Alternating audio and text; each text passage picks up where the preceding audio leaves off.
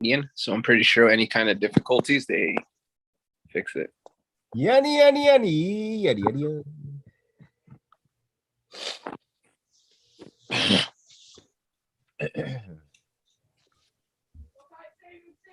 Yeah. Jesus, Miles. What is up, everybody? We are live. Hey. We are live on youtube.com. We're going to do our late to the party review of The Girl Next Door. Not the porno. Well, Hollywood movie. Miles! About a girl. Shut up! Mom! Live filming. Miles! Mom! Cats! Oh my God. Meatloaf!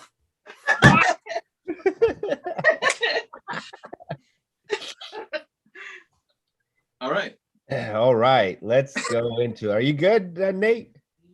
He's not there. I think that's his microphone. Or the chair. Does he have like a hidden room in his room?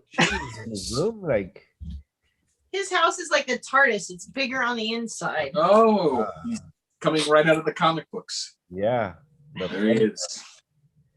the funny bucks. I like that one. That's good. That's fitting for you, Nate. The great. Good. You guys sit further back. You good? You good, Nate?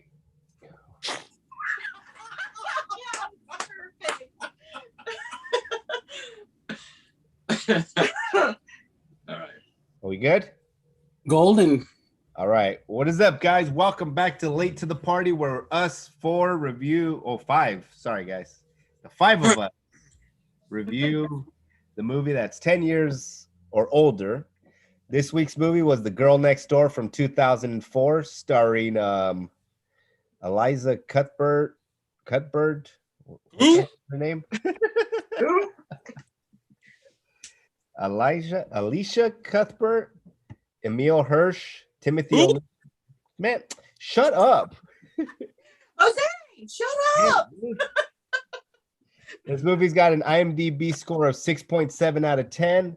Rotten Tomatoes scores of 56%, and no Walmart.com because it's not child friendly, I guess. I don't believe you. I didn't find it. Maybe you guys find it. And Josh will find it for you. All right. That just means we're one less person on our watching live. Yeah, got a John here. Welcome to the party, John. Is everyone's first time watching this? It was my first time Yes. watching. Yes. All right, I'm gonna go straight to you guys. What did you guys think of this movie? You want me to go because you're Go looking for it. something up? Go for it. Well, let me rephrase. It's the first time I've watched it from start to finish. I've watched this movie from the prom scene on. Okay. My dad likes this movie a lot. Yeah. And so he's like, I've seen this movie like 10 times. I'm like, Yeah, this is definitely a young man's film for sure. right. So after I watched it, I was like, oh, there's so many questions, Dad. But it was like a typical, teenage rom-com type situation. There's nothing like super whatever. Some of the younger actors in it, I remember that, I've seen him in other movies. Timothy Oliphant is always a favorite of mine. So, ow, stupid cat. But it was all right. All right. Yeah, this felt like a crasser version of Van Wilder, and Van Wilder was crass. It was over the top in a lot of ways. It's definitely a young man's movie, but yeah, I kind of agree with most of those ratings. However, I did find it on ye olde Walmart.com. That's 5 stars, son. Oh, snap. That's a perfect film. five out of 5 on Walmart.com. Wow. Probably like Wait, one wait, wait. review. Is it the unrated edition? Because that just changes everything. It might have been. It might have been. Why did you watch the unrated edition? Spoiler alert, they're both the same. The Are they really? and the rated R are both the same. There's no difference. It was just a ploy to get you to buy an extra copy of that damn movie. Oh man, I streamed it illegally, so they didn't get my money. It was on Netflix. What? It was on Netflix. Not the unrated edition.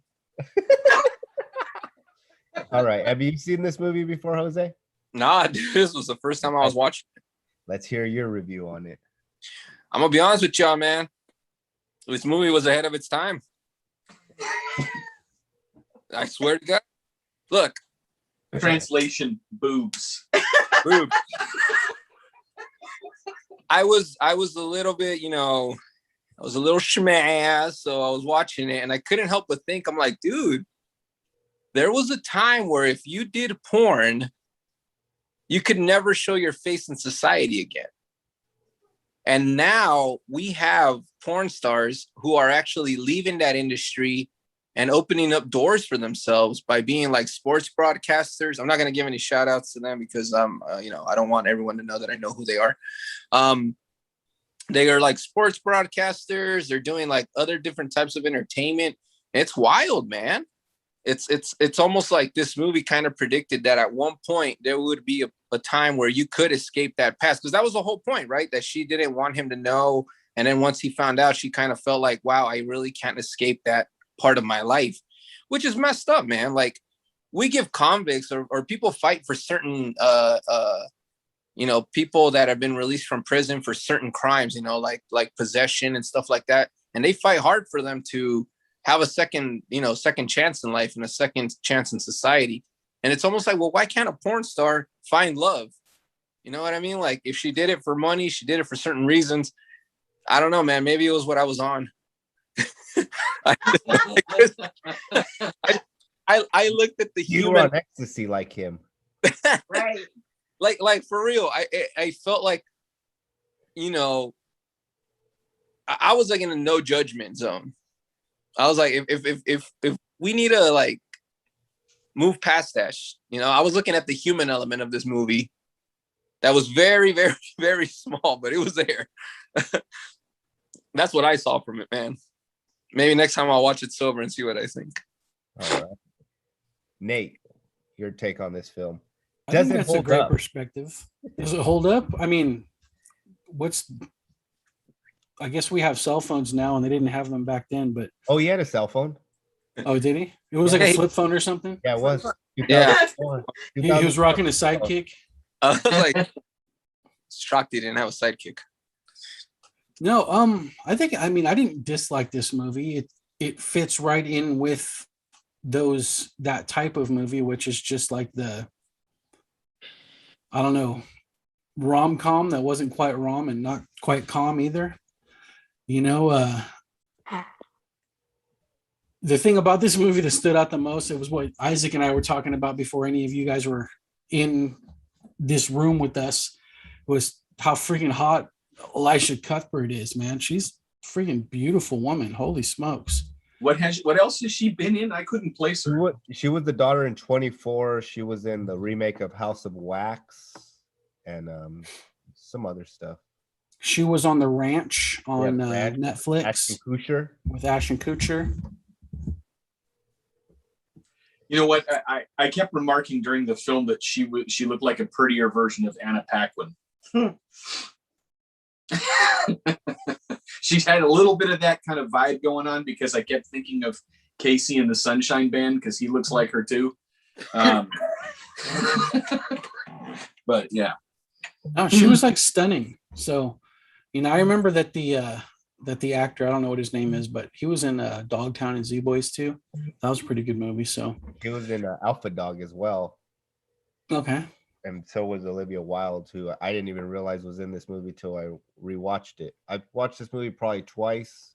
Once when it first came out when I was a young man, and I was like, hell yeah, boobs. That was like the Porky's of my time. But it wasn't Porky's though, But was it it? wasn't.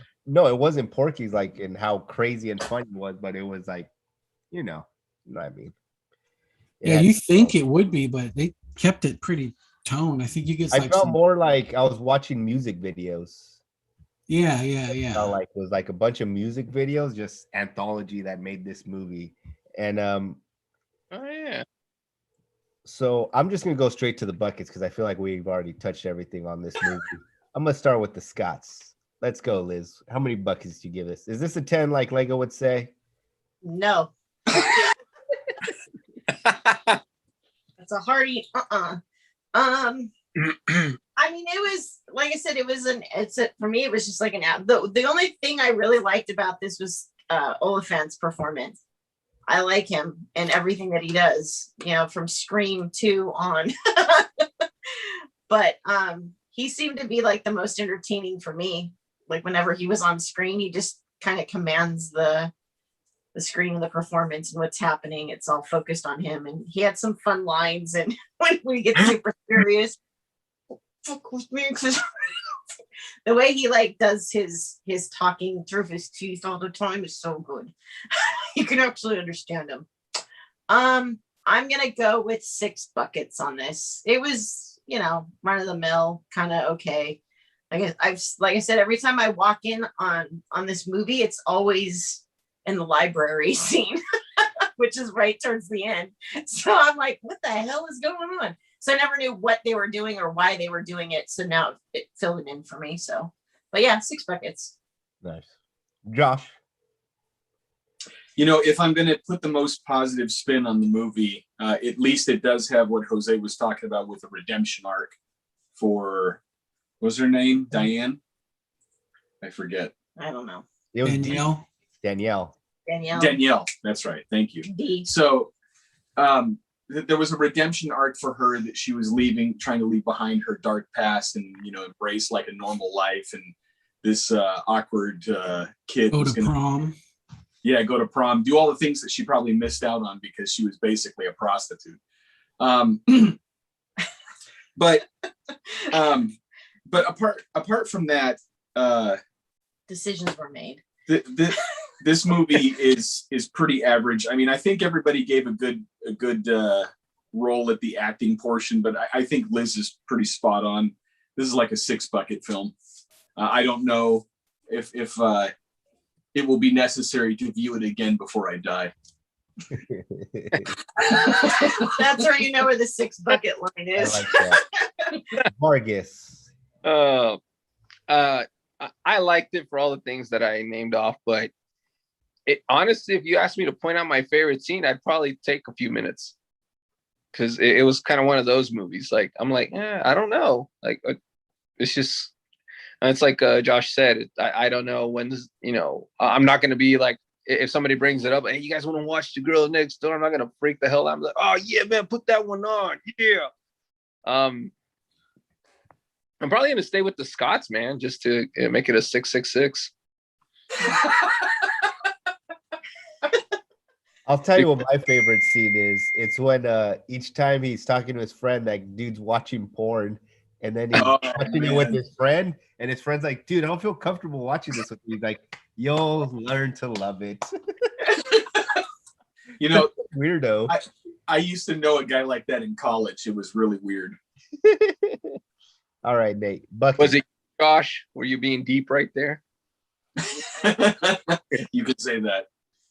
I put it at like a 5. It wasn't horrible. I mean, I don't know if it was as transcendent as Jose had said, but I'll tell you this. If they had featured a little bit more of Elisha Cuthbert, if she had been in the movie at the end of the movie, I probably would have given more buckets, but it was shockingly absent of her. Actually had nothing to do with Tim. I get what you're saying. And I agree with you. I give it 5 buckets as well. Because I went out and I rented the uncut version, and it was the same damn movie. Nothing It- Were you hoping for extra boobies? Yeah, I was. It's all I thought I yeah. had to go out and I got to go out and actually get the uncut version to see the main star show off, but it's all good. That was me back then when I was a young man. I wanted to see it.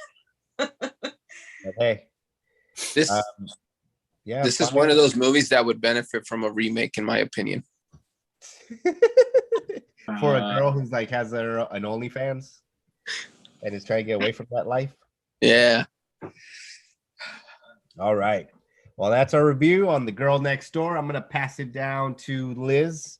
We'll go on to the wheel and you'll pick your 6 picks, right? It's going to you, right, Liz? Well, yeah, I am after you. I forgot that Lego wasn't gonna Yeah, be here. Lego's not here, so Totally forgot.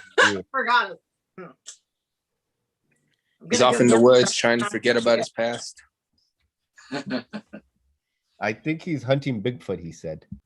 Nice. I heard that too. I can't wait. I hope he finds them.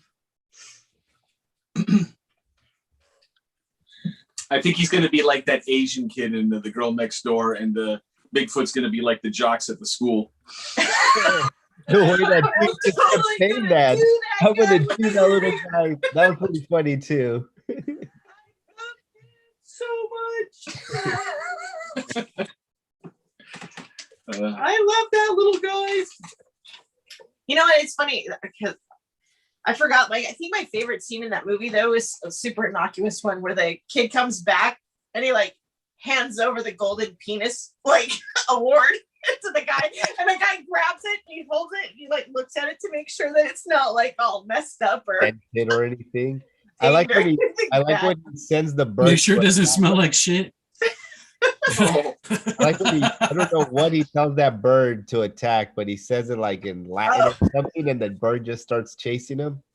Yeah.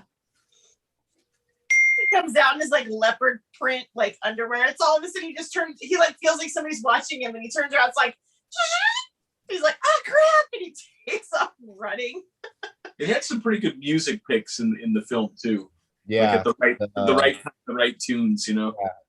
like a music video. It was perfectly set up like a music video. Like the ending wasn't a with bad movie. Teenage Wasteland playing at the end, that was like perfect. Right. Oh, are you waiting for my Looks like- picks? yeah, he looks like he's got his wheel ready for your picks. Well, I mean, I can't set it. It doesn't stand anymore, so I just got it balanced on my leg here. So I mean, I might look like I'm impatiently waiting, but it's just more of a sitting. I on was my- I was thinking about taking us down a dark path of movie picks. I would make you guys watch a bunch of musicals. And I was like, maybe yeah, next I tried that already. Yeah, but I have a bunch. Yeah, but now I get to give you 6 of them. Fuck it, let's do it. So put Chicago on there. Oh, Ah. Moulin Rouge. I like that one. Hairspray. Oh, Hey Jose, what Batman shirt are you wearing? Grease. not a Batman, it's Venom. Oh, it's for the loot crate. Yeah. Wait, how All many right. is that? Is that 4? That's 4. Sound of Music. Can't remember what my 6th one was. Chitty Chitty Bang Bang. Yeah, fuck it, let's do it. Grease? I know I had another one. What was it? Grease? I already picked that one. Oh. Now it's gonna bug me. Oh well. Put them all together. I didn't spread them out. Hopefully we'll go on. Come on, The John. other side. John, it's your you got to save us, John. John's got V for Vendetta, Top Gun, and The Big Lebowski. I'm in for all those. Oh yeah, sure. I'm in for all those. too. V for V. Did we actually close out late to the party at all? You know, where we do our names and that kind of stuff. No, who cares? What? Well, It's live. Nate has to edit it, so Shit, last week's late to the party, I did such a horrible edit because I was using a different program. This music like turns on in the middle of it, and it's all louder than we talk. It's horrible. This I was gonna pull it. I still might. There's less than 10 views on it after fucking like 3 days. But also I lost control of the Collection Connection Facebook page. Oh, What? Yeah, I got hacked, and that runs through my main page. Hey, Isaac, as an editor, you might be able to add me back to it. We'll see. I don't know. I might just Yeah, fucking Isaac's blow like, it up and start it again. Isaac's like, I don't know, man. You keep getting hacked. No, I got hacked once, man. It's fucking fucked up too. The level of violation is ridiculous. You know what's funny is the week prior to you getting hacked, we were talking about getting hacked, and it happened. You played yourself. Damn. I don't understand how I got hacked. Because Don't you have two factor Don't you have I do. I verification? do. I don't know what the fuck they did. I don't know how they got into something. I don't know. They're Man. fucking. Stop saying your mom's maiden name, the street you grew up on, your birthday, the last four of your social security. What's wrong with you? Constantly talking about those things. See, that's the thing. I never gave up the last four. I just put it all together. I figured if they He's like, wanted the I know. last four, they could just get it from the end of it. He's like, I never said 7359. When did I say that?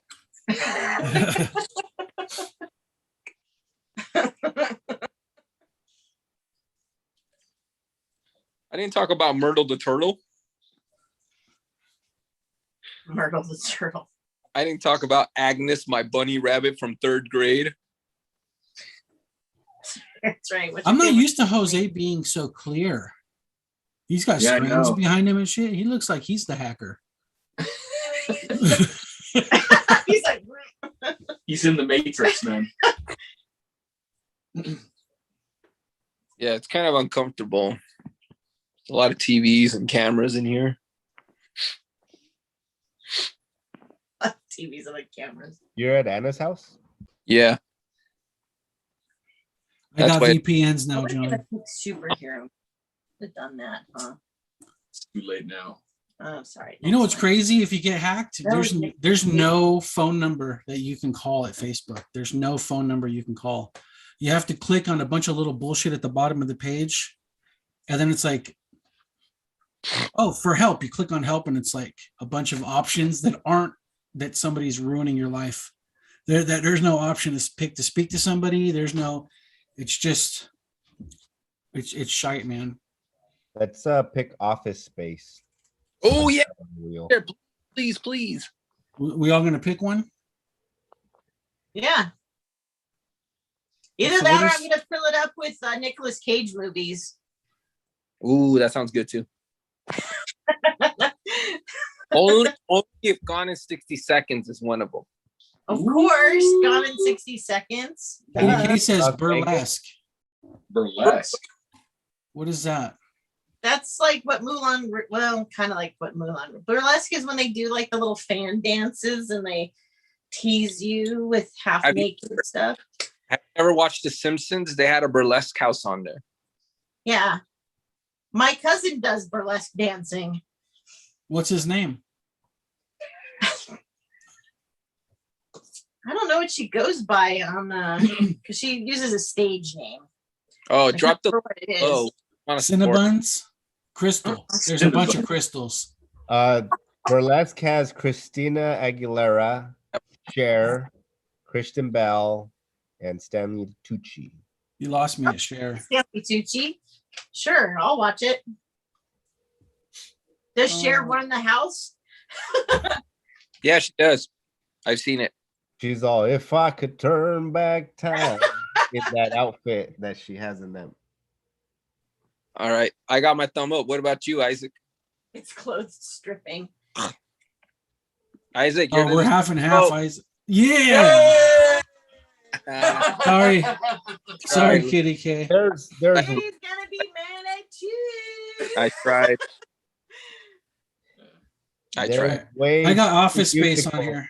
There's way too many musicals on this damn wheel already. I don't need That's true. We don't need any more of those options. You're so I Josh- know my next pick's gonna be nothing but Warrior Pawn. I feel a cold coming on that week. I'll just, Isaac's sick right now. I'll just Got message scratch John. one. So each of us get to put one on there as well. Yeah. Sure. Go for it, Josh. Well, since we had my favorite actor last week, Gary Oldman, on there, let's put another Gary Oldman film on. Let's do Air Force One. Oh, Harrison Ford's on that one, isn't he? Yes, yeah, sir. He's the president. Get off my plane.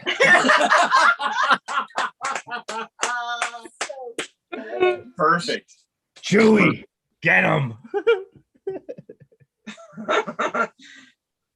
All right. Enter the Dragon. Hey, you Hey, didn't think if hey. we all put our thumbs up yet. What you doing, buddy? We got to vote. Yeah, we got to vote. We're all going to put one on there. No, we're voting. No.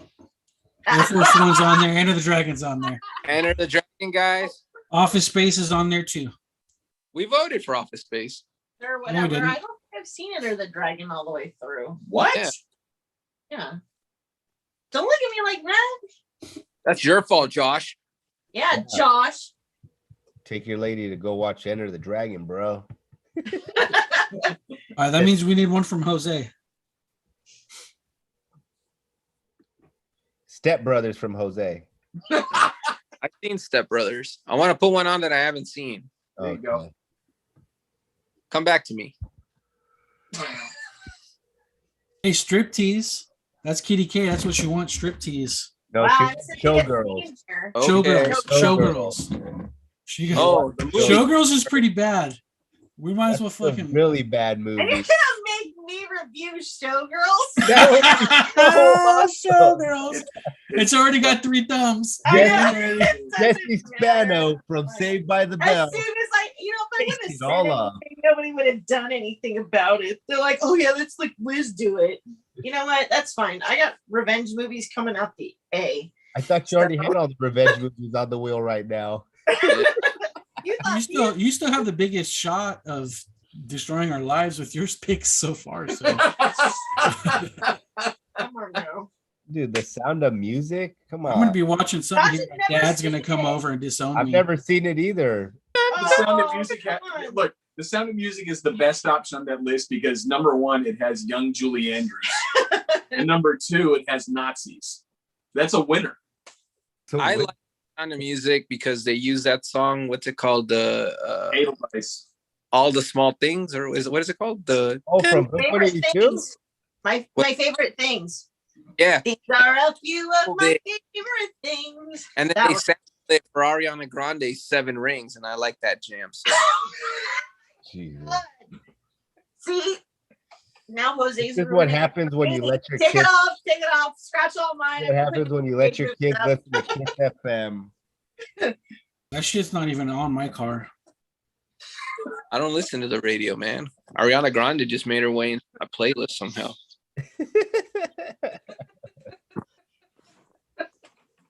Y'all gotta leave my girl Ari alone, y'all. Well, I can't remember what my 6th actual one. Chitty Chitty Bang Bang wasn't it, but I'll take it. It I lines think it up. was Mary Poppins, actually. Sherry Bobbins. Dick Van Dyke, Sherry both of those, so we're good.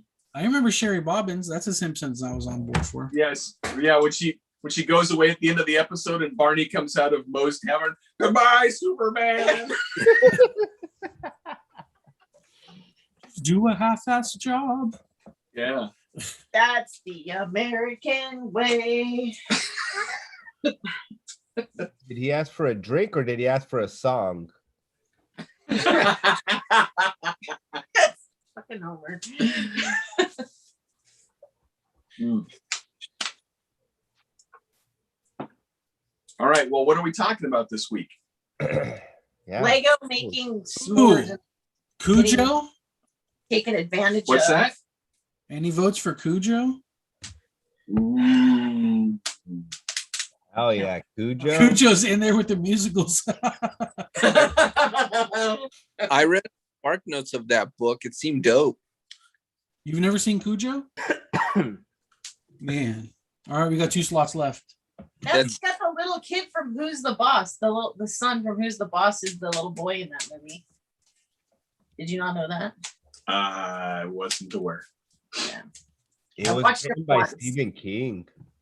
And I read it and I watched it once. That's a rough one.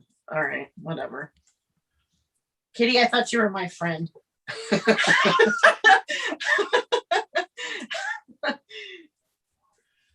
John says, "Did we get Memento?" Memento. No. Not Memento yet. We It got sounds 3. terrible. You've never seen Memento? With I Guy know. Pearce. It's a John It's movie. with- Yeah, it's with Guy Pearce and it's with Trinity from the Matrix. Guy Pearce, like from Iron Man 3. That's 2 thumbs down. We're voting for Lego too. Now that's Yep. 10. That's 10 fingers up then. If you vote for Lego, it's 10 fingers up. We tried to get the gum going. I saw how you did that. That was And good. besides, Carrie Ann Moss is only hot in the Trinity, or in the Matrix. In the That's it. Trinity. As Trinity. Oh, hey, Yeah. it's Racer overtaking your Is what? Speed Racer. You already Put had a that pick. on. I like You already Speed Racer. had a pick, Guy. No, I didn't. No, Jose hasn't picked yet. Well, I'm not picking it. Thumbs down. Put Jose up. Yay. Yay! Okay. Speed Racer. Yo, I heard it's a Speed jam. I Racer. lacked on it, so I want to see it. It was done while the Wachowskis still had sense. And they were brothers. They still are. Damn, shorty. All right, we got 1 slot left. Give it to the fans. Fans, what do you guys want us to watch? Come on. One Night in Paris? What the hell is that? What? That's an older movie. The Adventures Oh, of wait. Larry. Isn't that That Ethan one? Hawke? One night. I'm not watching porn. Thank you. Adventures of Larry. You got One night the in Paris. people versus. We got the people versus Larry Flint. Is that my brother? Which No, was it's that? Jimmy K. Dude, that's it. No, But it's not the people versus, it's the adventures of. It's a little bit different than the people versus. Oh Oh, my goodness. They all go skeet shooting. I never heard of that one. What's that? it's Woody Harrelson. It's a biopic about Larry Flint. It's like watching Courtney Wow. Love. Ugh.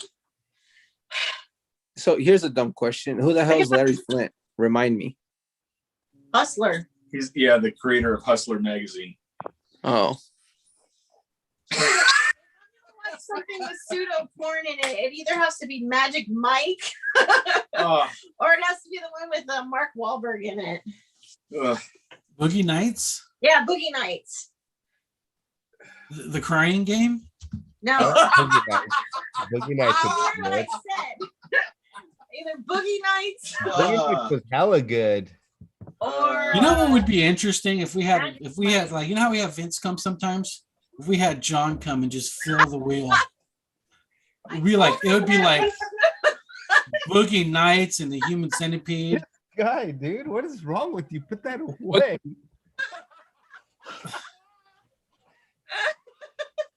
You're bad, dude. We're gonna get canceled for sure.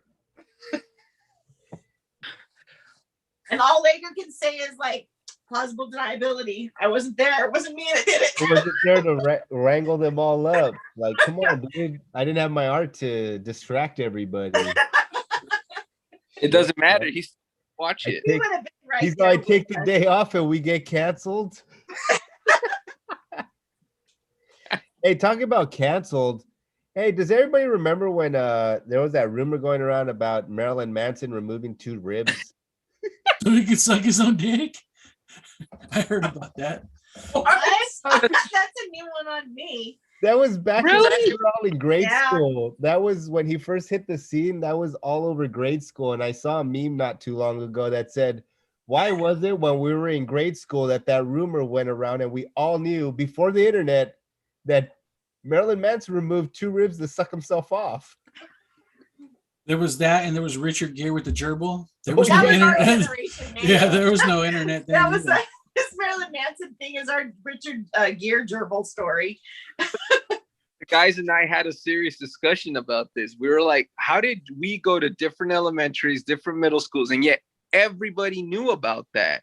It was almost like every elementary school's orientation was like, so this is the school. And by the way, you're going to hear about this guy around the playground. His name's Marilyn Manson. Just know he removed 2 ribs. He's sucking his own pee-pee. He went to Brazil. He went to the doctor and he was like, hey, I've got a procedure I want done. Can you shave these 2 ribs off of me so I can get down there? Because they're preventing me from doing what I want to do. And we were really thinking about like, how did that consultation go? Lego's the yoga guy. Lego probably knows better than we do. Before yoga, though, before yoga was big. Yeah. Well, yeah, it's the same way the Richard Gere story traveled all over the schools. And I went to a private school and we heard about it. A very conservative Lutheran private school. And I still heard about it on the playground. He stuck Hey. his gerbil where? Be careful with our class gerbil. Somebody might try to kill him. Snowball? I love Richard Gere. I was like, I'm so poor school. I was like, what the hell's a gerbil? Right? Oh, A man. rata? A rat? It's a big hamster. They put a mouse in the butt? Lammy winks. No, that's a pache. That's a possum. Well, you need to get out of here or you will die. That was wild. We were really discussing that the other day. We're like, how the hell did everybody know about that? It's like, Yeah, who went around saying that to all these children? Before the internet, that's how it spread, man. It still went like wildfire. I swear to God, Probably heard on James, the radio. James Tinian needs to make a Department of Truth issue where he discusses how Marilyn Manson's rumor about him removing his ribs and suck his own Dude, dick was about. he should do like an anthology like book, like like 100-page giant that does all of that stuff. Right. Like that, and the Right. Richard Gere and the Like somebody passes you the I like note and it's like, do you like me? P.S. Did you know Richard Gere shoved a gerbil? up his ass? I did not know that. But Oh yeah, the little the little thing, yeah. you're gonna have a gerbil up his ass. but the thing is, they attached a picture of Richard Gere so we would know what he looked like. Right. Like, watch out for this creepo. He shoves your pet rats up his ass.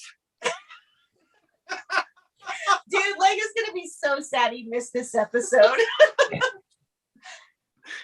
I think we should put a Richard Gere movie on here. But what is How it? about Pretty Woman, dude? Yeah, there we go. Put Pretty Woman. It's an honor of Yes. it's an honor of you, Mr. Gere. It wasn't really him though. I heard And Pretty heard- Woman. That was.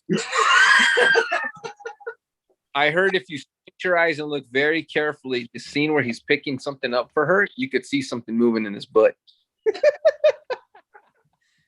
gerbil is crowning. It's like where you see Counting that achievement. carefully. Is the wheel filled up? Yep. All right.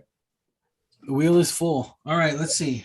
Kitty K was trying to get on Liz's side and was recommending Magic Mike. Next time. Dodge, We'll get it next time, Kitty. dodge that bullet like the Matrix. Is it old enough? The first one probably is. Jesus Christ. There's more than one Magic Mike? Yeah, There's 2.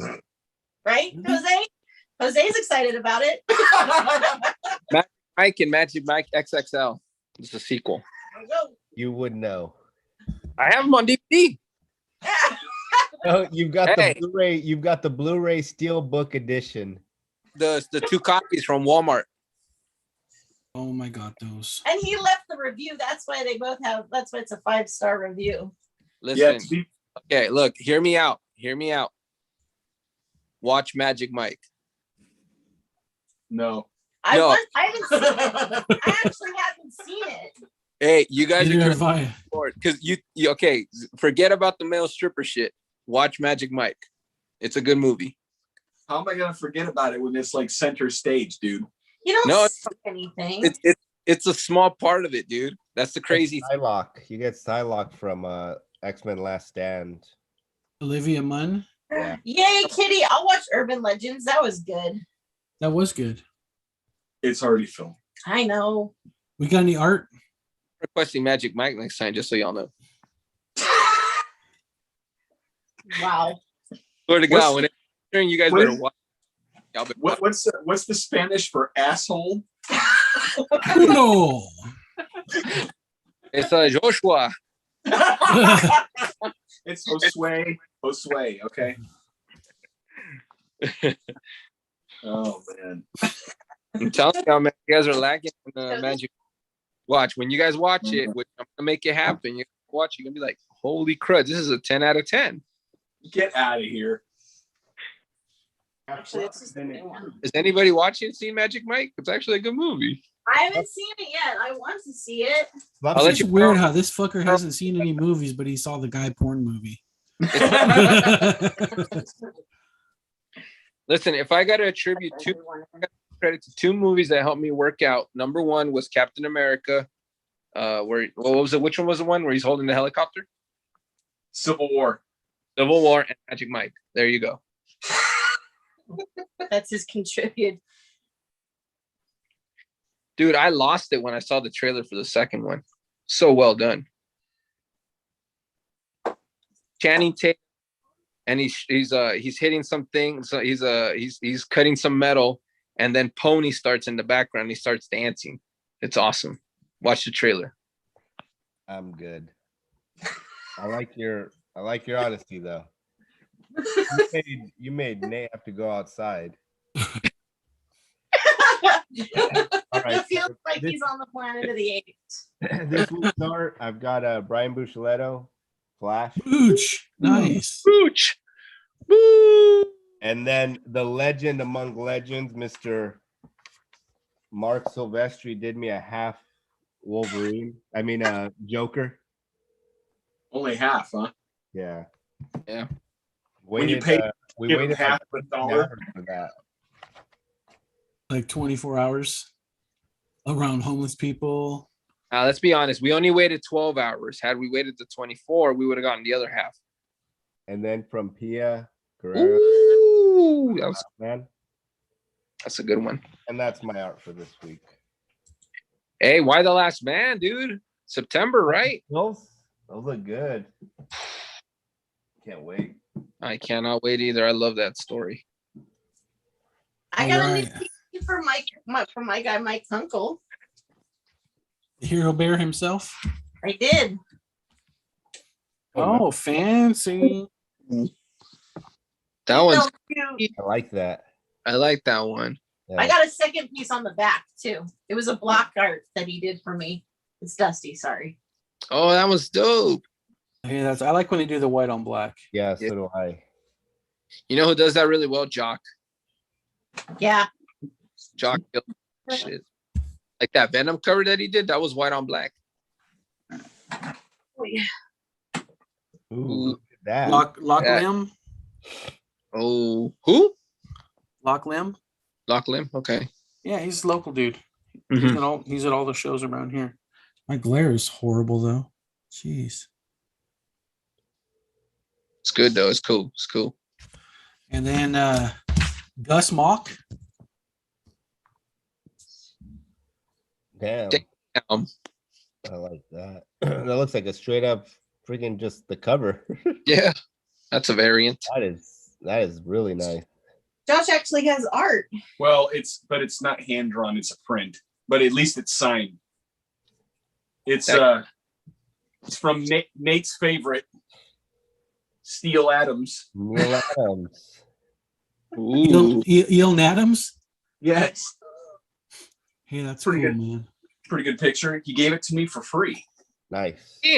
Oh, but he personalized it, didn't he? Yes, he did. To Joshua. To Joshua. That's right. He was pretty cool. He was willing to talk about hard stuff, so I appreciated that. Politics.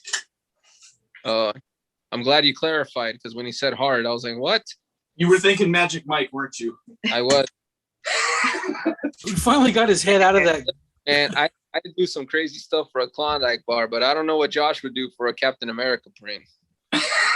The world Must have may been never Must have been an interesting conversation with you and him, because he must have been like telling you that you need to have white guilt and shit, knowing him. You know what? This was before all of that really set in, so he didn't actually say any of those things. I was He a little does surprised. now. I'll bet it's a disease. So I yeah. talked to him about the expanding Earth. That was pretty interesting. That over at the Anaheim store that wasn't open for too long, Mm. the smaller one. That's where I got that print from him. Yeah. Okay. Didn't we have a conversation with them, Isaac, about like paying creators? Something like that. Yeah, it was a really cool deal. I respected that. Yeah, Was it- he's done a was it- lot for the industry for like the old school creators. I can see why he charges so much, because he's doing trying- so much. And he knows how they've been taken advantage of. So Yep.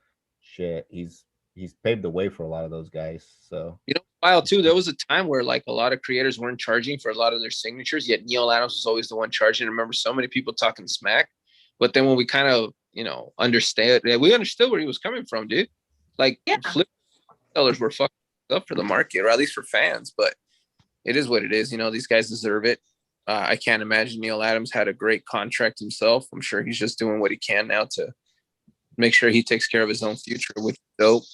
Well, the thing is that the contracts that they wrote, even from the side of the oppressor, they didn't know that they were going to be what they are anyways today too. And I did mention something like that back then. But like he said, You don't know. they didn't know You don't have. yeah, because they used to, when the art studios would be flooding, they would be using pages to cover up the leaks and stuff. They were using these old ass pages that could have been worth money, but they were using them they just saw them as paper to stop a leak. He Yeah, so, reminds I me mean- of the author Harlan Ellison, where Harlan was always about, look, you want me for a reason for something. He's a sci-fi writer, and he wrote a lot of original Star Trek type things. And when the DVD set started coming out, and they would do all these extra interviews to talk about stuff, and he's like, well, how much are you going to pay me for it? Because obviously you want me to be involved in it because of my name and my involvement in it already. So how much are you going to pay me? Oh, well, the girl's like, well, the other people are just taking a couple of DVD sets or this, down, the other. He goes, I can't pay my bills with a DVD set. You need to pay me. You need to pay me for my time. And that's all there is to it. You need to pay me for what I'm writing. You need to pay me for my time, because this is how I make my living. This is who, and a lot of creators, I think, are like that, too, like artists and stuff. And I can't blame them for that. Sometimes I think it's outrageous, some of the prices where it's like $300 to get a signature on a particular comic book. It seems a bit outlandish, even if that person is going to turn around and like flip it or whatever. I don't think your time's worth $300 for that quick signature, but back in the day, it was like $20 a signature or $10 a signature, and you would just crank through those. You could make $300 in like an hour, no problem. And if they would go back to doing that instead of worrying about what this person's going to do with it or make more money off of their signature, I think they would cater to the fans and still make their money on the stuff that they're doing. Yeah, but it's pretty clear, like Nate was saying, with the way that the industry has turned of late, they're not really about the fans anymore. A lot of the product that the big companies are putting out is geared toward social causes and not toward making the fans happy. I mean, I'm really, really, really dreading the next phase of the MCU, because I think we're going to watch this thing, Thelma and Louise, the whole franchise. Well, it's kind of hard for when a creator is signing books and then later on sees that the book that he signed for free got sold for like $100, $200, and it's just like, damn, dude, I didn't get any of that. And this guy handed me all these books You know, it's kind of hard. No, to yeah. tell kind of hard to I tell agree with the that. fan, and then the flipper. You know. Well, Well, but That's why you can find a happy medium, maybe $10 a signature or $20 a signature. So it's worth the artist's time and it's worth this other flipper who, you know, maybe doesn't want to invest that much, knowing that he's not going to get that much back for the signature. I mean, I understand charging. I don't understand charging, you know, $50, $75, $100 for a signature. That I don't get. But I get charging, you know, $20 for something. Yeah, no problem. I don't know, Liz. I would say, you know, sometimes you got to let the market determine the price. And if these on eBay, shoot, if I was somebody and I wrote a #1 selling comic and people really wanted my signature, if I'm up for $20 and I see hop on eBay and people are making $100 off of my signature that I just gave them about an hour ago. Hey, tomorrow I'm coming back, guys. It's $50 a signature. Mm. And then before we can take it. I think that's what Stan Lee did. Like they tested the waters every so often, and until next thing you know, we're at $120 signatures. He did it gradually because I mean, people continued to, you know, pay God knows how much more above whatever his cost was. So Exactly. Well, it's I mean- closer after 90. It was like every year you got like a 20% increase because there's that much of 20% more of a chance that he's not going to be the next 90. And they But- market so perfectly because they kept saying, it's like, oh, this might be his last, this might be the last time we see him. This might be the last time. And it's like, it messes with you because I think even at one point we were like, yo, dude, this might be his last time. And we just kind of said, nah, dude, we're good.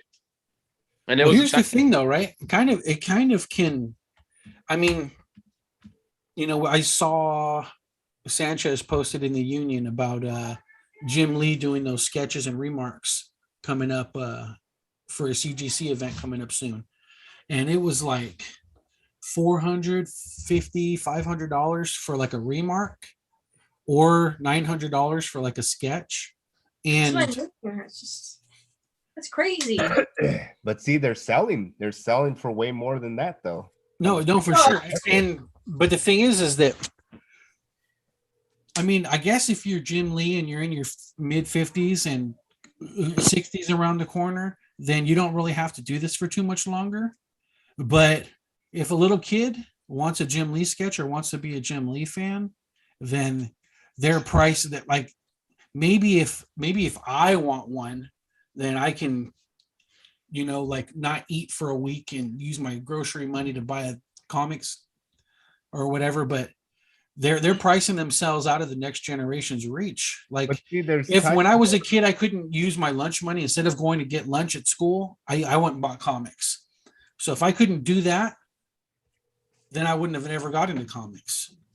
So now, right now, kids, you can't even get a comic. Like kids, like I don't know, they can't with all the other options that they have. You know, there's. I'm not saying that it's not right for them to charge that amount because you know, like the market dictates and things, but it might be a self-fulfilling prophecy that they might be causing their own doom by trying to get that extra money and pricing out people that would have otherwise been in that for the long run. You know, like you can pick up a book for $1 or whatever. You can't even get new books. You just wait for what? How long is it? 3 months, and you can get the $4 cover books out of the cheap bins. Like it's that fast that the books are worth nothing. It's that fast that the books are worth nothing, and that's something. And that has to do with everybody trying to get theirs. And I'm not saying that people shouldn't try to get theirs. I'm just saying that shit's suffering and something's got to It's the give. fear.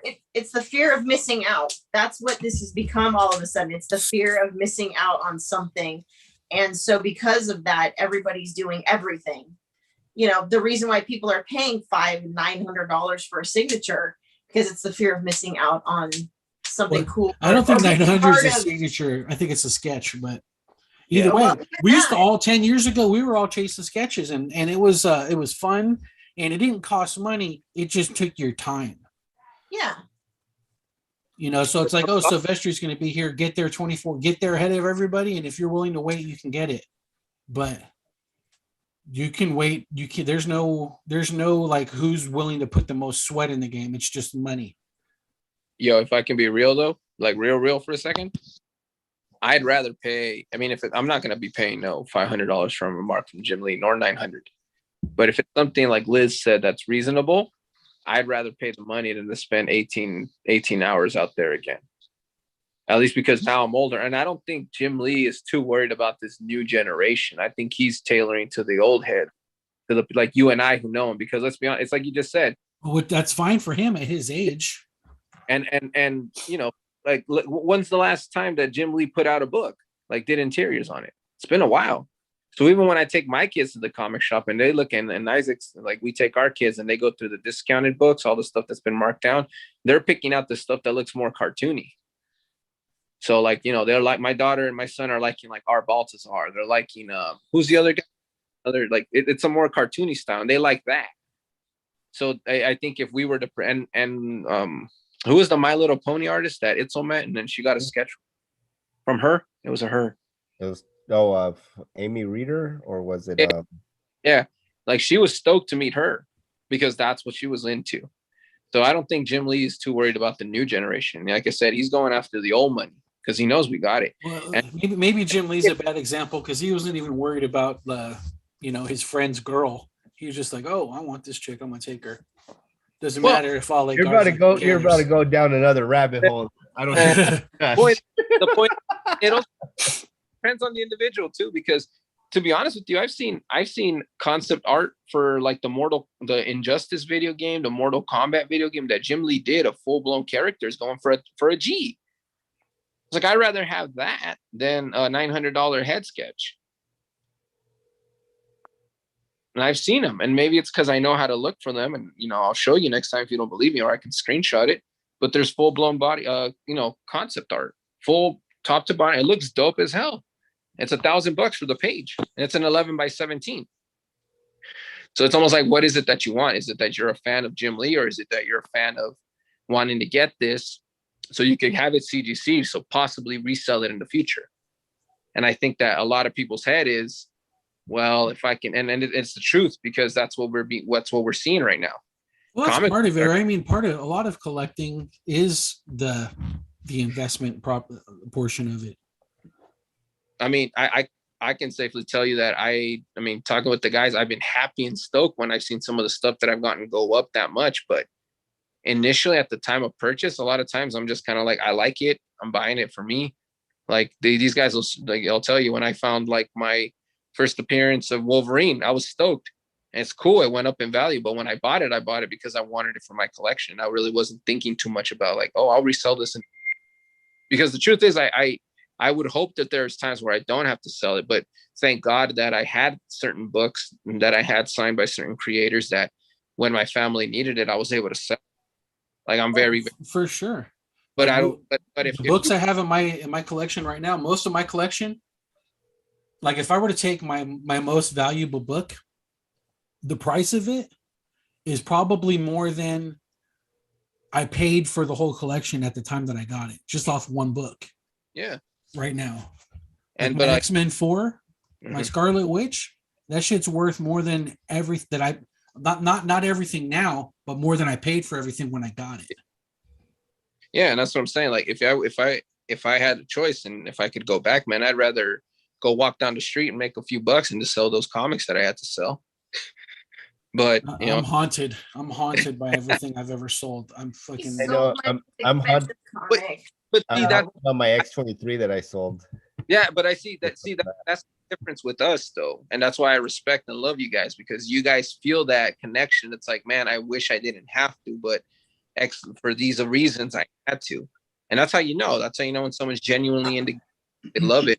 That's in the game because they're trying to make a quick buck, and I don't know. You can see the questions that they ask in those groups too, or like if they call Todd McFarland with a D at the end, it's like, oh, get the fuck out of here. Oh, I love Todd McFarland and fucking Rob Liefeld did. Rob Liefeld. All right, what does John have to say? Isaac, man, John's got some interesting things in here. Are a really creative bunch. He's all. Let me go back. he doesn't like the fact that people, because John and I were talking about this a couple weeks ago, but he's just not a fan of the Yeah. artists or the writers making money on the secondary market. Their contract is to pay, it's like the bands don't make money when they sell on back in the day on the CDs. They made their money through doing their contract and their job that they were supposed to do, and they should be charging to meet fans and say hi and get signatures. But because it's become such a business on the secondary and back end, that's where the artists are like, well, I can make some extra dough here. Back in the day, the only way selling pictures of copyrighted characters too. Well, the only way that the artists could make money back in the day was selling their original art pieces. And we had that, and that's their art, and they can sell it one of a kind, that kind of stuff. But yeah, to charge for like signatures on a comic book or something is, I don't know.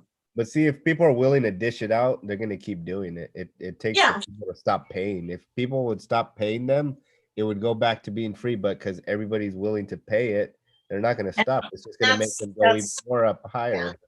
That's where it comes with that fear of missing out. They don't want to miss out on an opportunity. They don't want to be the one that doesn't have that signature or doesn't have this or that or the other in their collection. Yeah, very, very few of the creators in this market are actually men of principle. These guys are opportunists, and they'll take any opportunity. And so the blame for what's going on actually relies on the fan base, because we allow them to do this kind of stuff. If the market dictates, right? Well, yeah, but the thing is, if the market had some kind of principle, these clowns would never get away with what they're doing. But we eat it up, so we get what's coming. Yeah, we pay the performers. Shucking and jiving. Mm-hmm. All right, we got any keys today? I didn't pull any keys out. Not at home. All right, I have Cobra's first couple It's like- today. I'm just chilling, man. Just chilling and talking. Shh. Oh, those are dope. Dope. Dude, have you seen the Funko of Cobra Commander? How much it's gone up now? No, I haven't. Fuck I haven't. Funko. Funko Con sale. Hey, Funko Con tickets are going on sale tomorrow. No, July 1st. Oh, not tomorrow. The day after tomorrow. Wednesday. Wednesday. Designer Con. Will somebody go to Designer Con with me? I'm missing it, yo. I'm pissed.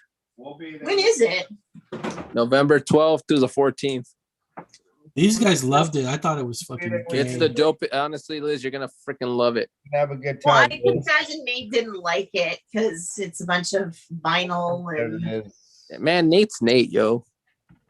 I'm sure I'll enjoy it. It's dope. Oh. Scooby Sleeping Godzilla. Since, Oh my yeah, god, that's since- so That I got good. from Designer Yeah. Con this past year online. I need that for my dashboard on my car. Oh, bro. that thing sold out so fast, Liz. That thing sold out so freaking fast. Oh my god, that is so great. Oh well, I don't have it because it's in Tennessee. It was my birthday gift from my friend. She got me a laser cut record, but it's Godzilla eating like Tokyo, and it's a clock. Nice. But it's Oh, like that's dope. laser cut out of like a record from the Soviet Union, no less. Yeah, it's from Russia. So every hour, like Godzilla roars, except at noon and midnight, and then it plays the Soviet national anthem. Oh my god, that's awesome. Another key I got is from my buddy Jose. Oh wow. Sent me this Mark Silvestri. I was gonna say that Silvestri black and white, huh? That's clean. That's so nice. See, Danish agrees with me. He says, I agree What? with Nate. Nate the Great. As a kid, I can't get into that comic stuff. Art, it's crazy. Plus, I got skins to buy from Fortnite. What? Yeah, you know, Hey, that kid be really into NFTs then. you know, the thing is that a lot of these comic creators, they're not building for the future. They're only doing things for the right now. And so Well, they're that's not, the nature of that business, though. They don't have 401ks or insurance. no, but It's like a gig economy. no, but a lot of it is about hustle and productivity, right? So a lot of these guys, like Jim Lee, he did all of his work back in the day, and like you guys said, he really doesn't do hardly anything anymore. He's just riding on his laurels. He's not hustling like some of the other guys that came up during his time. Like I know it's probably not popular to say, but people like Ethan Van Sciver or Doug TenNapel, these guys are still hustling. They're still making their money. They're still appeasing their fan base. You know what I mean? They're still building for the future, trying to get new kids to come in and appreciate the material. To be fair, though, a lot of the writers for comic books can get 401ks, can have medical insurance, and can do those things. They just don't know where to look. Because a lot of like the science fiction fantasy guild, the horror writers guild of America, a lot of those writers, well, mostly for writers, not necessarily for artists, but I know a lot of those writers can become part of those guilds, and those guilds offer and provide, medical insurance You and mean 401k plans. You mean like a union? Kind of, but it's not a It's just a union per different se, name. because you do have to pay it, like, I guess so, because you do have to pay dues, but it's very like It's minimal. just a different name. It's a guild, but it's technically a union. But it's allowing them to be able to provide benefits for themselves and for their families, medical insurance for their families, medical insurance for themselves, things like that, so that they can not have to sweat, Yeah. getting out there. But that's mostly for writers, and I know comic writers count in those things because they've got categories for awards and things like that. And I remember, especially the Horror Writers Association, they have that in there because for writers, for the comic writers even. So it's out there for them to do. It's just, I don't know if they know that it's out there for them. So going back to keys. Oh yeah, huh? From Van Nuys. Yeah, right. Back in the 80s, I was at a local hobby store, and I ran across this fascinating looking game. Let's see, when was this? Actually, I think this was 1979, but I first saw it in the 80s, and I picked it up because the map was like totally dope. But it's a battle strategy game that's called Divine Right. Now, where this connects to some of my previous keys, especially with Dungeons and Dragons, is it turned out the guy who created this game, a guy by the name of Glenn Raman, he used to publish material in the Dungeons and Dragons magazine under a thing called Minerian Legends. And that would provide background and detail for these different nations that you saw on this map, different characters that were in it. It really dovetailed well with Dungeons and Dragons. Well, like everything else when I was a kid, I destroyed everything with this game. The only thing I have remaining from the game is the original map. However, for the 25th anniversary, Glenn Raman came out of hiding, wherever the heck he was, and they made an anniversary edition of the game. It's got kind of a Conan look to it a little bit. And they did a new board and everything. And the great thing about it, the greatest thing about it, is that part of this game, Put it in the box. did I put it in the box? Oh, I did. Is that Glenn put together a CD with all of the articles from the Dungeons and Dragons that magazine. nobody can access anymore. Yeah, it is That's totally true. gone. But the entire collection of that material is on here. And the game itself is fantastic. It's very complicated. I'm gonna burn that shit to a zip drive for you. Oh yeah. Well, but this is definitely a key because of its history with Dungeons and Dragons going back so many years, and because it's at least for me, it was so foundational to establishing an excitement for fantasy gaming. I've always had a thing for fantasy maps and wondering what's in that forest or what's beyond those mountains or what hides beneath the seas. And this you're with Liz now. All your fantasies came true. No. If you get with her, all your fantasies will come true. All your wildest dreams. So anyway, it's not easy to acquire, but if you're into battle strategy games like Risk or perhaps Axis and Allies or something like that, Divine Right is the game to go with for sure. Highly recommend it. Nice. Looks like Dragon Slayer box art too. Seeing that CD-ROM reminds me that I have Spider-Man 1 through 500 in a CD-ROM that they released when Spider-Man 500 came out. And now Nice. I can't view it. The house has a drive. Yeah, there's still a few computers around that I can pop this thing into and download the material, but good stuff. It's okay, hun. How slow will it take for it to load up and present itself? No, with a fast computer, you just put it into the. Hey, let's put it in Nate's computer and see what happens. Yeah, I'll Does it even have a disk drive? He's looking to see if there's one in there.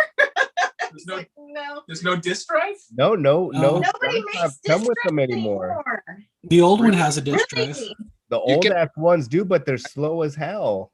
To your laptop or This computer. shit's dead unless we can find somebody that can transfer it onto a zip drive for you. I can No. do that for you. No, Sad. Electronics, they have There's no Fry's Electronics, guy. That place I know, that's what I'm down going. full. This guy sending you to an That's what I was going abandoned building. Circuit City, Radio Shack. Go to Radio Shack.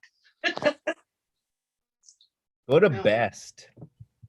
Sometimes I hate all of you.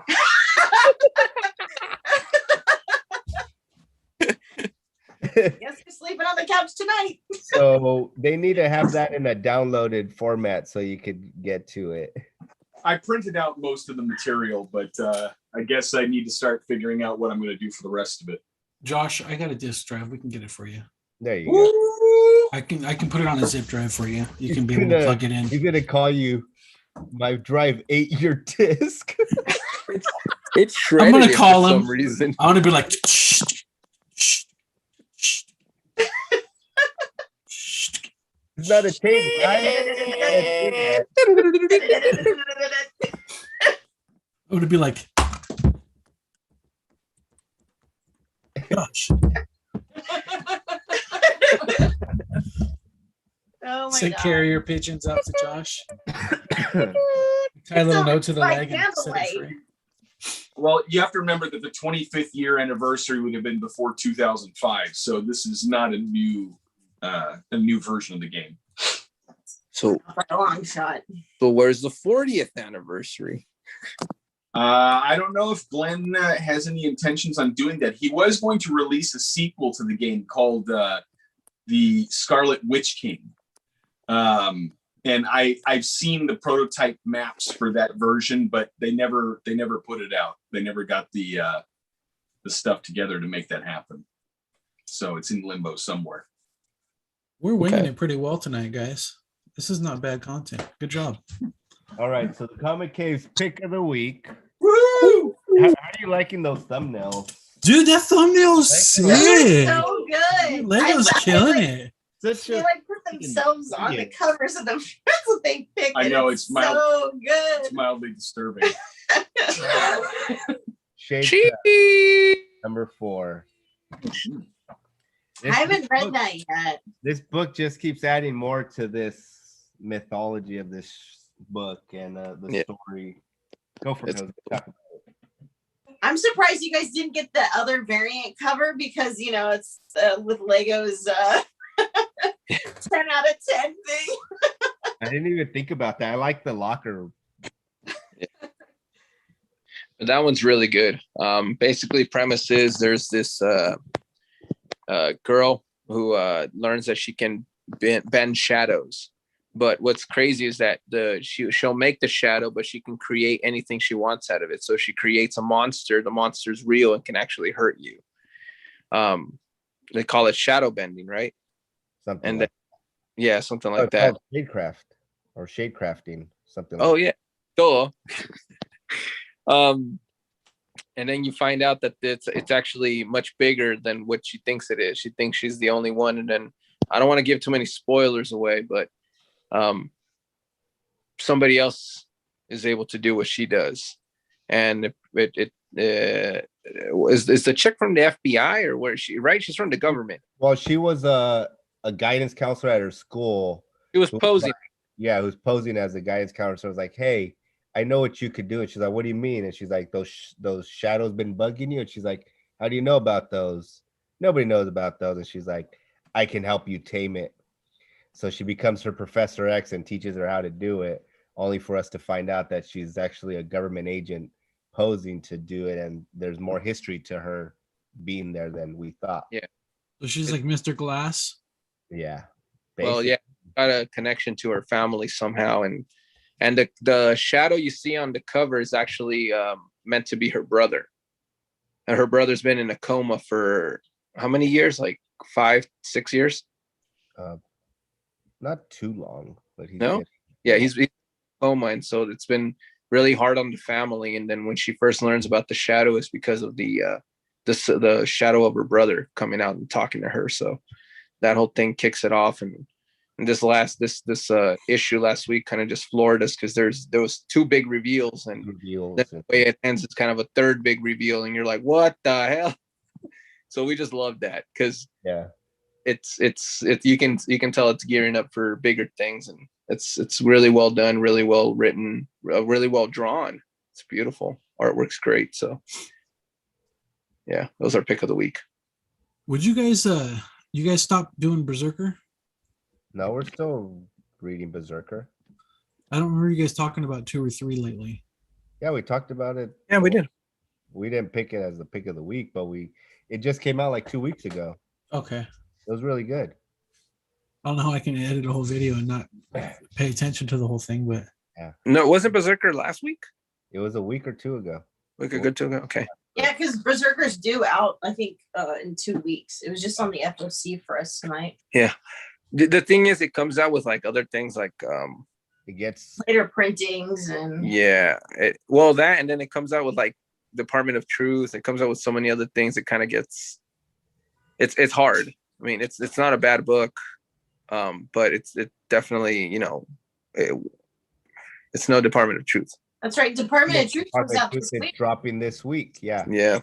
Yeah. Crossover number Oh 7 man, coming out. Department of Truth. is also Philadelphia coming last out. week was 2 Moons is coming out. yes. And to be fair, the Philadelphia maybe came out Korea. last week too, but Yeah. we have to give other books a shot, man, because if we picked every time Philadelphia comes out, man, it would be a pick of the week every single time it drops because it's so good. Have you But- read that? What? doesn't that delegitimize the pick of the week though? That's Not like at the all. Jordan MVP. That's like the Jordan MVP argument, right? Like, if he was the best player in the league every year, shouldn't he have won the award every year? Or does that make the award not legitimate if they decide, oh, he gets it? Like, it's like a SpongeBob's Employee of the Month awards at the Krusty Krab. Like, No, not necessarily, because for us, like, we expect Philadelphia to be good, and it delivers it. But when you get a story like Shadecraft that just like, oh, we did not see that coming, and we all have that same reaction, and we're just talking about it. We're talking about it longer than we are talking about Philadelphia. We're like, dude, that's so our pick of the week. Philadelphia would have to raise it to a different level. So they'd have to go from a 4.0 GPA to a 5.0 GPA. They'd have to be like an Asian getting into Harvard to get the pick of the week. I am not sure what that means, but no. Josh does. I do. No, it's Getting into Harvard. No, because Asians can't get into Harvard. Racist. No, well, it is racist, but not for the reasons you think. yeah. No, but yeah, Shadecraft was dope. Really liking it. What'd you guys think of Reptilian? The Batman book? Yeah.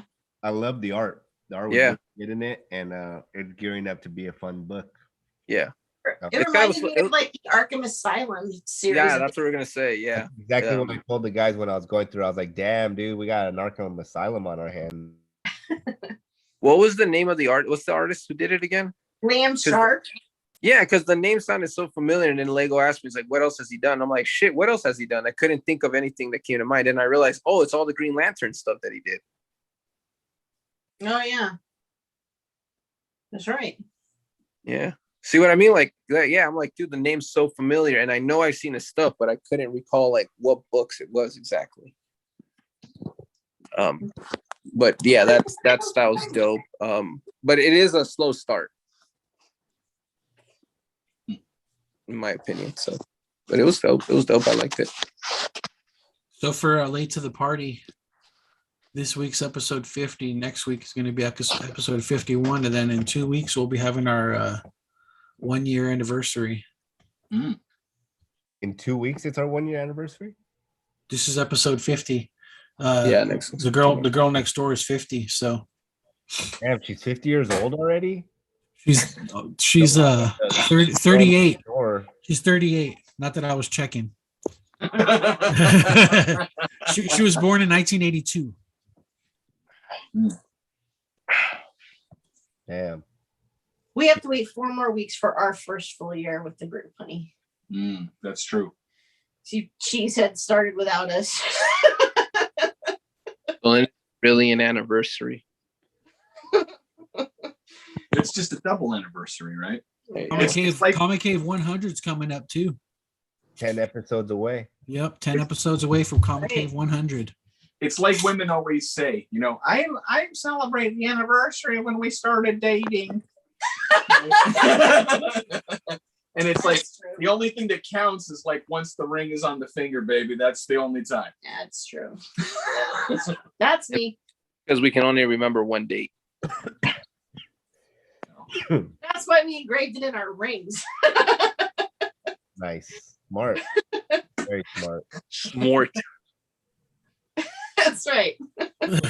It was funny when my son was born. It was around the time of our anniversary, and me and my wife totally forgot. And like we were sitting on the couch, exhausted from the baby, and we are just like, "Hey, do you know our anniversary just passed like 3 days ago?" And she was like, "Oh yeah, fuck." Hey, you should go get fixed. I don't like this. Jeez. You had the smell of burning flesh. It's like smokestacks. So You're a better man than I am. since we cover things that are kind of pop culture-ish, and we were just talking about Asians not getting into Harvard. What the hell? We weren't Where talking. are Segue. you going with this? Did Not pop culture. Segue. No. It's a segue. So, did you guys see any of the articles that were coming out about that Ollie London guy, who's some dude on TikTok that produces like short music videos, who considers himself trans Korean? What? I just the saw trans- that trans Korean thing today on the Ben Shapiro show. Yeah. I only caught it for like 10 seconds. But So the reason I wanted to bring this up, and I don't know if you guys remember, but a number of years ago, I think this was while Obama was still in the office, there was a lady that was up in Seattle, or That lady that was saying that she was black and she wasn't, right? Rachel Dolezal, right? Yes. She would do all this tanning, transracial. put her hair in cornrows and everything like that, and so Yeah, everybody go, get bro. right. So everybody gets all upset about that, and you know, to an extent, I agree. But how is someone claiming to be a different race any different than someone claiming to be a different gender? That's pop culture. Of what it Yeah. ties right. Well, no, because look, the whole transgender thing, I guess, showed up the last issue of the Incredible Hulk, or whatever the Hulk is called right now. Immortal Hulk. So apparently that showed up with Elektra having a discussion with the Hulk and being shamed for not recognizing trans women or something like that. The Hulk did it. The Hulk shamed Elektra for not recognizing trans women. Wow. The Hulk. Hey, what changed- issue was that? That's gonna be a hot key. Right? So my point is that since these things are both kind of like invading the pop culture sphere, the question that I saw that was being asked, well, what's the difference logically between transgender and transracial? I didn't know you could be. I didn't know that either. Well, I mean, look, 40 years ago, did we know we could be transgender? No. So the thing is that when you think about human beings, right? What's more essential to a human being, your gender or your race? I'm a human being, Yeah. Well, not a being. but I'm a so being. so I'm 50% a lima bean. 50% of humanity is male and 50% of humanity is female. I So think that's it's like 51-49, but well, yeah, because but women I mean, live longer. But then when you talk about races, it's much smaller divisions as you go across the board. So the thing that's more central is gender, and we've already given over the farm on being transgender. So what's the big deal with transracial? I don't know. It's a good question that I don't have the answer to. Transracialism, I think it's amazing. And I think so because I think it's the best way to get rid of real institutionalized racism. You think that there is such a thing as that? Well, I if there's one, then there's the other. Look, you scared Jose away. It's the I same know. truth. Wouldn't it be the same truth? Isn't you recognizing yourself as something and making other people recognize you as that the same truth with sex as it would be with race? And just follow me because you're going to like where I'm going with it, Josh. Yes, Okay. shut up and let him talk. So let's say I'm an Asian guy and I'm trying to get into Harvard and they're not letting me in because I don't have a 5.0. And it's harder for Asian people to get in because Asian people score higher than other races do. So they want to raise the bar for Asian people. So I can have Asian parents, but I'm going to identify as Hispanic now. So now the moniker of being Asian, the disadvantage of being Asian for getting into Harvard won't apply to me anymore. Not only that, but the bar will lower even further because they let other minorities in with lower bar. They raise the bar for Asians and they lower the bar for other races. So you can just trans your way around any kind of institutional racism.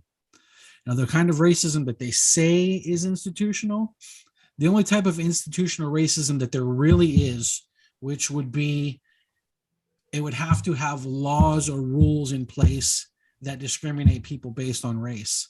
So and those type of laws, like things like affirmative action, things like Harvard for Asians, those are the only institutionalized racism things that are out there. And I think if we can go transracial, then we can remove all of those things and we can just be judged by the content of our character and not by the color of our skin or what happened to or what sex we happen to be.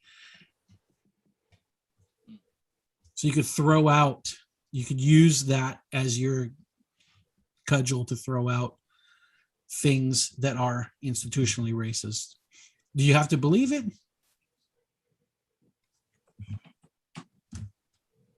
Yeah, I just in thinking through it, I think one of the reasons why all the comments stop too when we start talking about this shit.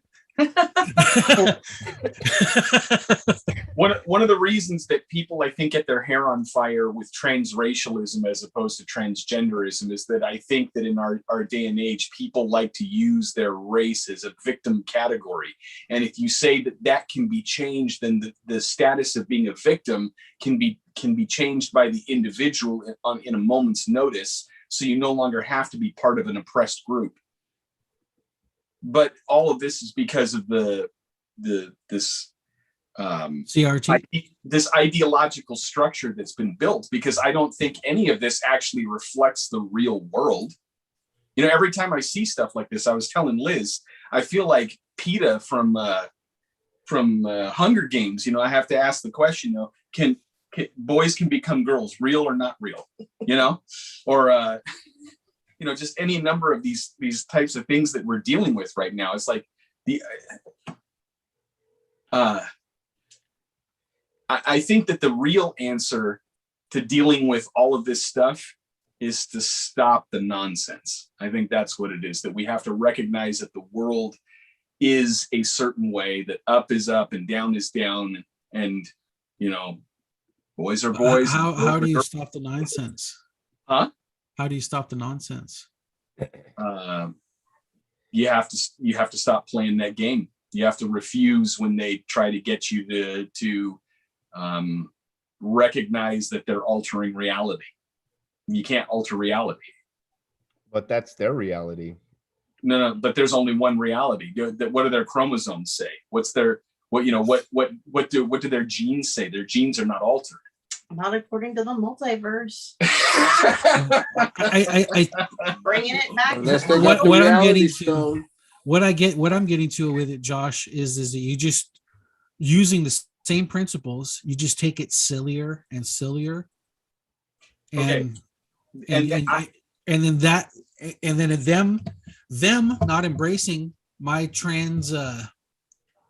transracialism makes them transphobic, and then they stop. Eventually they start, you can beat them with their own game. Well, see, Possibly. and I think that there was a time when that was true. So that's a form of argumentation called reductio ad absurdum. So you're reducing the argument to its most absurd quantity so that people will wake up and go like, oh, wait a minute, this is all garbage. Is that a Harry Potter spell? It is. It's a Harry Potter spell. So the thing is that these days people swallow the absurd argument, meaning that they accept it. So for example, and I don't want to go down this rabbit hole, I'm just using it as an example, is that it used to be that when you would argue about something like abortion, you would talk about the humanity of the baby. But a lot of people that I talk to today just simply admit that it is a baby. It's not a lump of cells. They just think that they have the right to kill the baby while it's still in the womb. So they swallowed the reductio in order to maintain their desire to kill the children. So I disagree. I think when I watch the arguments, I think that they're able to get around the rationalization of murder by saying that it's just the cells. And I think that's the big genocide that's going on, and I think that's why they don't accept it as genocide. The people who are proponents for it, not in the academy. So amongst the people like the intellectuals that discuss these issues, they're actually accepting the premise that what you're dealing with is human beings in the womb. We just have the right to eliminate them. And I think when you're talking about your particular argument about transracialism, which I think makes sense, the problem is I think that they would just swallow it. They would take it and we would see a lot of the same issues that we're still dealing with. Yeah, but I think transracialism is the way to remove anybody's victim status. Well, I support you becoming African American. You let me know how that Look at goes. his nose.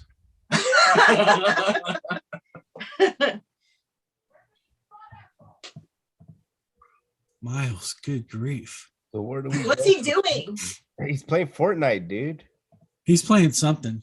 He's playing something. You guys ready for the move? Are you guys ready for the wheel? Oh yeah, Are we doing- we didn't even spin that Spin! wheel. That wheel. Yeah, Come on, showgirl. I gotta put Josh to bed. So Yeah, Isaac made it. He's a trooper. Go showgirl. Starship see, Trooper. Kitty, that's why you and I are gonna be pals because you're a unicorn. Yeah, why not? I was listening to a guy today and he was saying that his pronouns are I'm a saber-tooth tiger. no, his pronouns were winning and number one. You always have to address him as winning and number one. There was a lady that used to call me number one at work. Oh. Number one, you number one. Oh, Marianne. Yeah, the homie. Is she still there? Yeah, she is. Run it. She's number one, bro. What is Top that? Gun. Oh, God. I have the need for For speed. speed. Dang it, John. I've never seen it. Neither have I. I've never Me seen it. neither. I know the references. I know Iceman. I know everything. I just never seen it.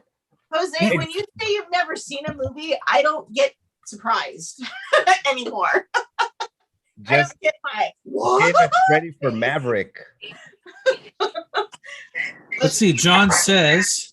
When Isaac says he hasn't seen a movie, I go, huh. John says, let me break up my octofocals real quick. The funny thing is the vocal minority gets boosted because people get so worked up about anti whatever, it fuels the fire more. Just let the fire burn out instead of fueling it. You guys are in for Yeah, because Top Gun was one of John's picks. One of the 3 he got on the wheel. Top Gun isn't murder porn though, so Top Gun's it's a good movie. Kenny Loggins. I'm gonna do the Carlton to the Danger Zone. I think of Archer. Danger Zone. Actually, Kenny Loggins made an appearance on Archer singing that song. So you're a big Archer fan? Yeah, we've watched everything that's out so far. Oh, there's a good segue right there on your chest, Isaac. Oh yeah, Conan O'Brien. Conan wrapped up his show on CBS just last Yeah. Thursday. I was sad about that, man. Yeah, he's the last great late night host. Yep. Everybody else is trash. And I mean that in the kindest way possible. He's been around forever. He Yeah. even had an like intro with the Simpsons, and Homer was talking shit on him about the monorail episode. Mm. Because he wrote it, didn't he? Yeah, that's why they were poking at that one. But yeah, he was always funny. I've loved him since I first saw him when in the 90s. Oh, he Yeah. was great in the year. It was honestly, dude, one of the memories that I have from Comic Con is always going to be attending the show with my homies. Yeah. We always Isn't he had- doing something on HBO now? I think so. That's where Triumph, the insult Yeah, comic dog. that's my favorite memory of Conan is Triumph, the insult comic dog. So there's some great material. I laughed so hard that I shed tears of joy watching those segments. You have it on DVD. I all of do. his That's segments. Robert Smigel, Yeah. right? Hey, did Paul Rudd come on to the last show that he did? No, it was just Jack Black. Oh, Because Paul Rudd always would did that one Yeah. trailer for that damn movie. I Mac forgot what and it's Me. called. Mac and me.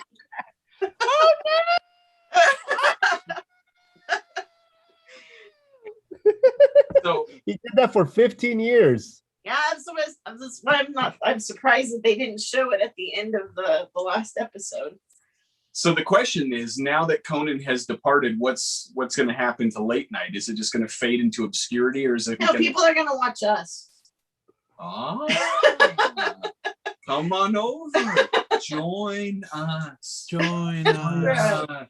We gotta dress identically and stand in a hallway great- with our heads The sideways. greater good. The greater One good. of us.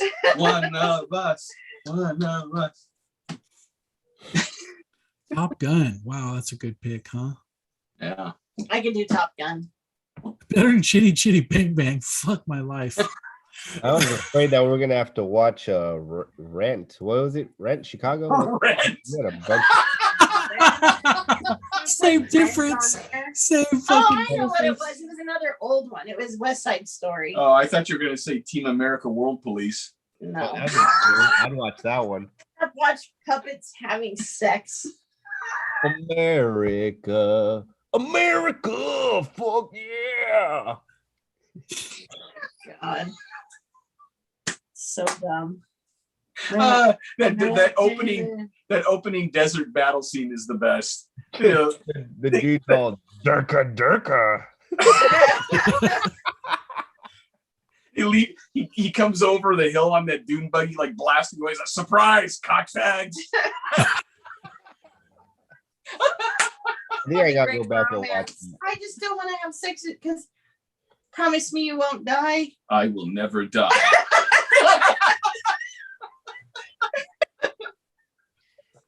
Jose, have you seen Team America World Police?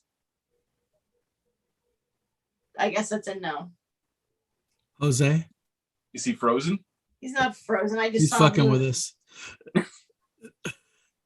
What happened? Have you seen Team America World Police? Parts of it, not the whole thing. That's why I wasn't laughing. Oh. All right, Top Gun. I can't wait. I've been meaning to watch it for the past 20 years. Oh, is Top Gun the one that got landed on? Yeah, what'd you think it was? Rent. Oh, you thought it was Rent? You were gonna watch Rent? Yeah, it's because there's a lot of noise here, and I was like, did they say Rent? Very far from Top Gun, but yeah. We should have just let him watch Rent. Asking him Top Gun questions, he would be like, I would have been I'm like, real hey guys, that confused. movie was not 10 years old. What do you think about the plane just crash? paid the rent. What do you think about the plane crash? Was the plane crash a euphemism for AIDS? Is that like a metaphor? Oh God. not to worry, my movie picks will be on the wheel next time around. I'm gonna make you watch one of those musicals. You'll see. She's gonna have people infiltrate the comments here. You could do that, you know. You'd have Tyler and Skylar. Don't tell me that.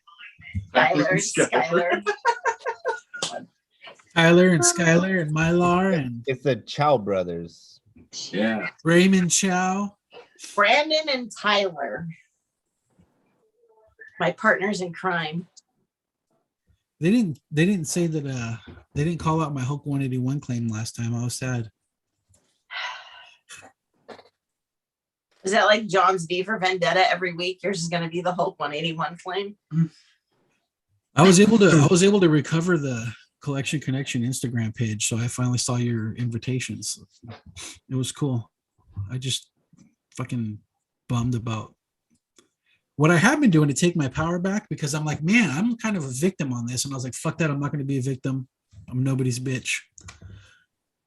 The worst part about You're getting married, hacked, right? the worst part about getting hacked, because there's lots of levels to it, right? But when you're posting on there, the worst part is friends and family that I have that have died. You're still friends with them when they die, and you still get memories with them that pop up on your timeline or reminders of their birthday and things like that. And it's kind of like they're still kind of around, at least in the same sense that other people on social media are, if that makes sense. And when I got hacked, you know, I was like, Facebook didn't do shit for me. So I ended up starting up a new account and sending friend requests out to everybody again. But you can't get, they're not going to come back from the dead to be your friend again. So all of that part of it was gone. And it was very, it was like somebody came and stole their ashes off my mantle. You know, it was like that last piece of those people that you get, like you get that reminder, and it just really sucked. And that was like the most real, like the finality of that piece of it was the most real out of all of the hacking that happened. You know, I've got pictures and videos, you know, I got the cloud and things, so it backs those things up. But that one piece, it was irreplaceable from it. So I've been going every day and posting a different picture of those people to try to have them at least pop back up in my timeline again. Go ahead, Josh. I was just going to say, I wonder if it's possible to reverse hack it, like to go in and hack your own account. Yeah, I don't know. As far as I know, I'm blocked from me, and I don't exist. Like if you try to find the other me, the one that has my tattoo with the tie writing on it, that it's gone. And I think that and Sanchez didn't add me back on as admin for the union either, fucker. Where's that? I was like, oh, Nate's gone. I have it all myself now. No, but yeah, that's pretty rough. So I've been trying to remember, you know, the people who've fallen off, people who've you know, passed away, and I've been trying to just put a different picture up. And the one I did today was for my buddy Eric, who died of cancer a couple months ago, and the picture that I had, my most recent picture with him, was gone from his timeline because I had posted it there. So anything I posted, even on other people's timeline or shared, or if I tagged you guys on it, it's all gone. It's not like because they deleted my account, the hacker deleted my account, everything's gone. It I don't know, it just fucking sucks. I had to go into the cloud to find the picture, and I forgot about the cloud for the picture. So I thought it was lost, and I was so bummed, but I was able to find it today. So I reposted that, and I'm going to be doing that for different friends and family over the next couple days. It'll be like Liz's t-shirt event, only like really sad. Did you run out of t-shirts yet, Liz? Yeah, I think was around. No, I've worn all of my shirts once per day. Yeah, you're not, you ass clown. What was that flinch? Because I know how you are. And I was at, I think, 63. No, I don't know that you were that high up. 64? You have a lot more t-shirts. No, I've worn them all once. I have a bunch that are waiting for. Get the fuck out of here. I have a Hit 'em. bunch of them that are waiting for me in Tennessee that I got for Christmas that I haven't gotten and able to see. A lot of Godzilla ones I got for Christmas.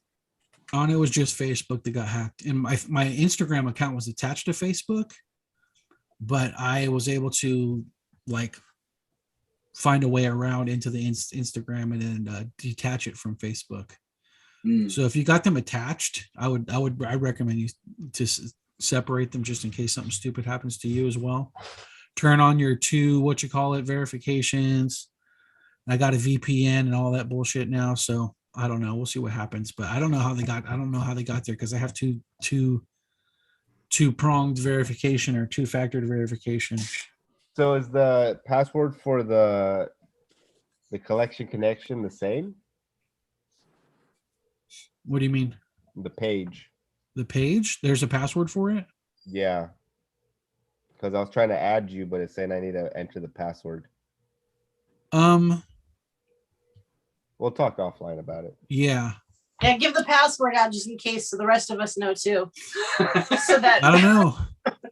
Because we I can could still go into I was thinking about going in there and creating a folder on my computer and just dismantling the whole thing and then rebuilding it the same as it fucking was.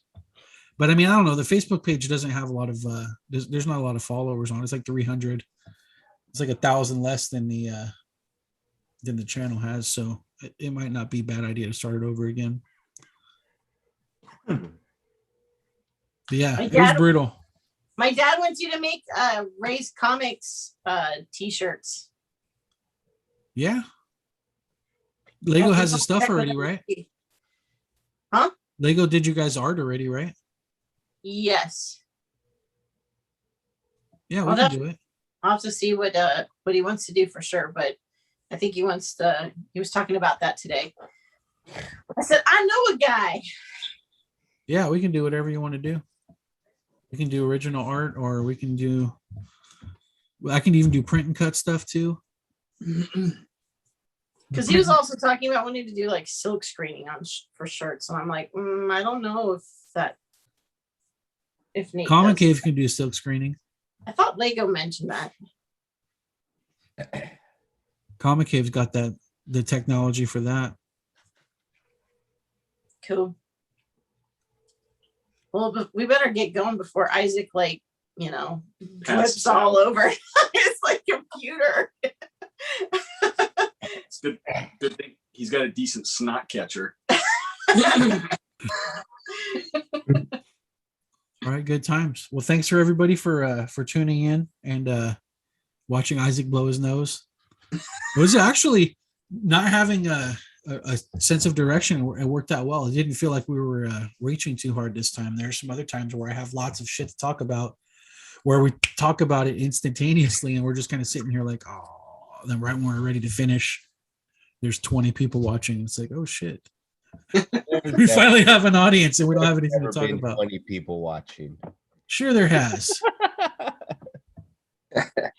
Go back and look at the page. No, I said during the live.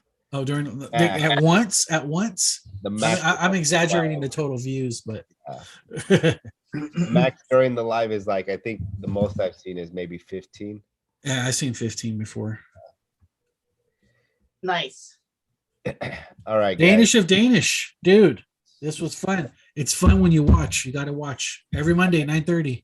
Make sure to smash that like button. Give us that thumbs up down below if you like what you heard. you have any topics you want to talk about, let us know next week when we're talking shit.